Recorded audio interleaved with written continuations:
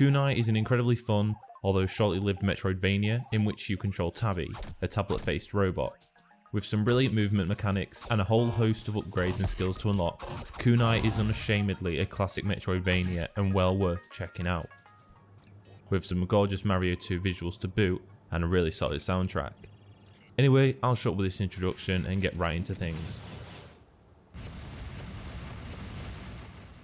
I think it is worth prefacing my review by acknowledging that since I completed Hollow Knight in late 2018, I've struggled to really enjoy any Metroidvanias I've played as much. Of course, this isn't the fault of any of the awesome games, including Kunai, that I started after Hollow Knight. Consider this though, Kunai is the first that I've managed to complete since my journey in Hallownest concluded. This isn't purely because of the length either, although it definitely helped. I was really engaged in finishing this one, and I think it is a credit to both the gameplay and the charming nature of the world presented. The movement is so satisfying to the point that it reminds me of a 2D version of the swinging scene in Marvel's Spider-Man from 2018. Kunai puts you in the shoes of Tabby, a robot who joins the fight against an evil robotic uprising aiming to take out humanity. Basically, it's a massive civil war in order to try and, like I said, preserve humanity. Certainly a high-stakes situation to play with, but I guess we'll just have to take control of this lovable tablet-faced robot and save the day. Kunai does a pretty good job of building the relationship that you have with not only Tabby, but the rest of the characters you'll meet intermittently. My favourite was definitely the mechanic, who you'll stumble upon setting up routers numerous times throughout your adventure, each time delivering some witty comments and complaints about the nature of the world he finds himself in.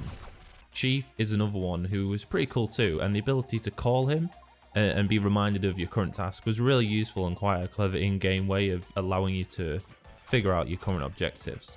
The best way Tabby will win you over though is with the hilarious facial expressions that he does depending on what you're doing.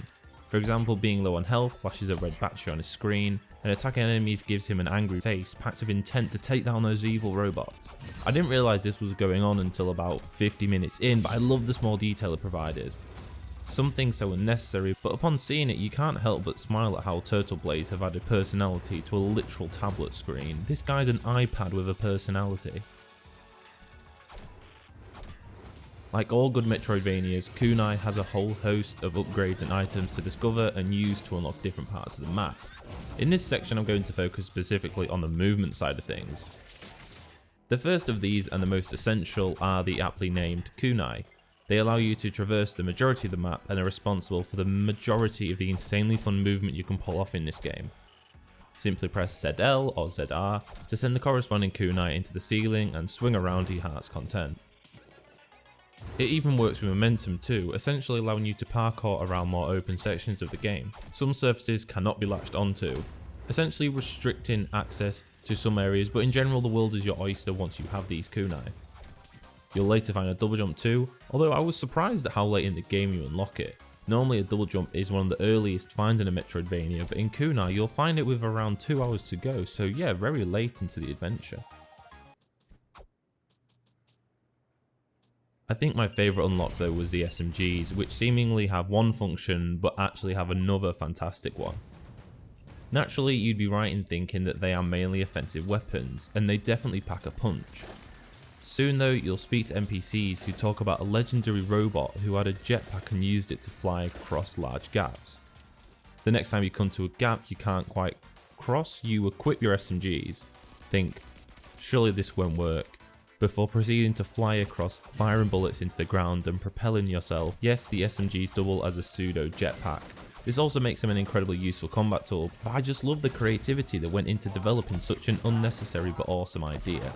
Kunai could have given you a jetpack and it could have given you some guns, but it banged them together and it is so much better for it. If I'm honest, I think I use the SMGs more as a tool of mobility than as weapons. We'll get into the combat later though, because one more thing worth discussing is how the upgrade system works in Kunai, and it is certainly unique.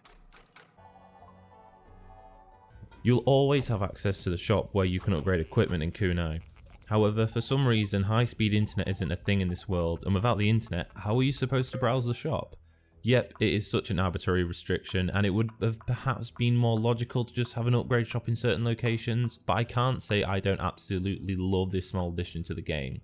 It adds another layer of charm and personality to Kunai, and combined with an in-game reason for the whole concept to exist, why not?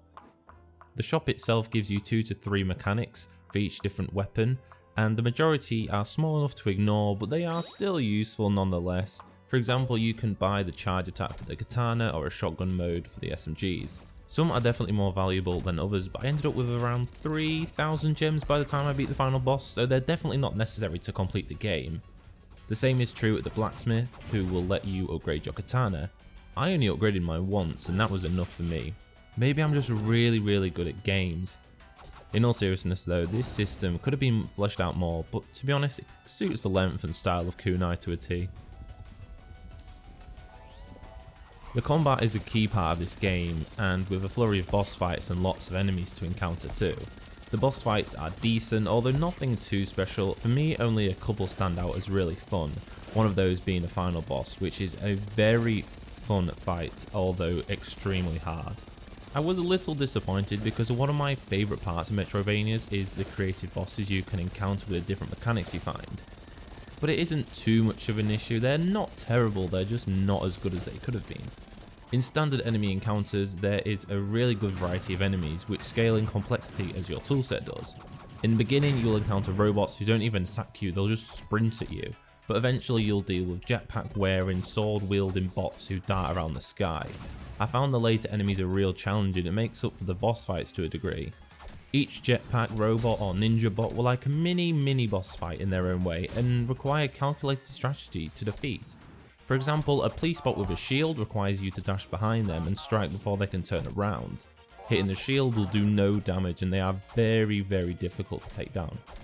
It may not be as in depth as something again, like Hollow Knight, but I bloody enjoyed the combat and it is definitely satisfying. It works really well with the movement system too. Pogoing over enemies with downward katana strikes never gets dull, nor does swinging across a huge gap before firing off a rocket launcher into a ninja bot and firing a shuriken at another unsuspecting target before taking them down too. Combat is fun, and it balances forgiveness and punishing you for making mistakes really well. 1400 words in, and I'm finally getting around to the actual core discussion of how much of a Metroidvania Kunai is. I think some fans of the genre will find the world map and the amount you explore it a little underwhelming. Certainly it's true that you won't spend hours going back and forth between different areas every time you unlock a new skill. However, I think this is more in line with the length of the game and an attempt to streamline the arduous process down a little. I definitely understand how this might be off-putting to people who prefer having giant worlds to constantly be going through. I can go either way though, depending on the experience, and it is a testament to Kunai that I wasn't disappointed by how it gates progress in its world. You'll dip into previous areas to explore new areas often enough, but don't expect to be finding dozens of new routes and paths to explore. Each unlock will grant you 2 to 3 rather linear new routes to explore in certain areas, as well as the ability to reach previously unreachable hidden secrets, mainly coins and hats. Yes, hats, we'll talk about that later. It'll also allow more interconnection between areas to streamline movement through them, useful considering no quick travel exists. However, it definitely makes Kunai feel like a bite-sized experience, which might be an issue for some. Something less serious to conclude this review with is hats. Lots and lots of hats. Hats are the main collectible in Kunai, and they come in all shapes and sizes. If you stick to the path, you'll only tend to find the boss hats, which are a reward you get for defeating each boss. Who'd have thought it? Each switches out Tabby's standard face for a jazzed up version, all of which differ massively. Exploration though will reward you with more varied, in my opinion, awesome hats. My favourite was a cloaked hood I unlocked for completing a small speedrun challenge, which also had the consequence of making me a member of a cult, but cool hoods are worth joining a weird robot cult though anyway, so yeah, sure.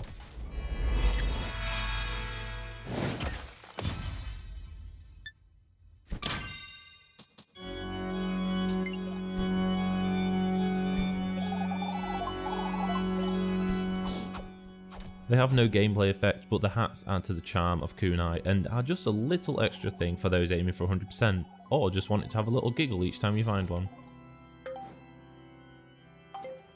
Kunai is a really solid game, no doubt, and I found it quite hard to decide if it was worth a golden heart or not. I really loved my time with it after all. In the end though, I decided that a few shortcomings make it fall just short of this in my opinion. It's a really good game though, it just had a few things lacking for me. I think a few more hours of game time would have done wonders for the overall pacing.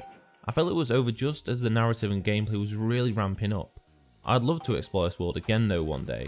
A sequel definitely have an interesting premise and I would 100% be invested in playing as Tabby again. For this reason, I'm going to award Kunai the Nindy Nexus Full Heart.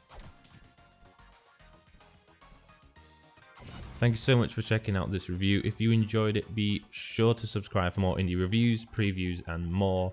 Thank you so much for checking out this video. I'll see you guys later. Peace out.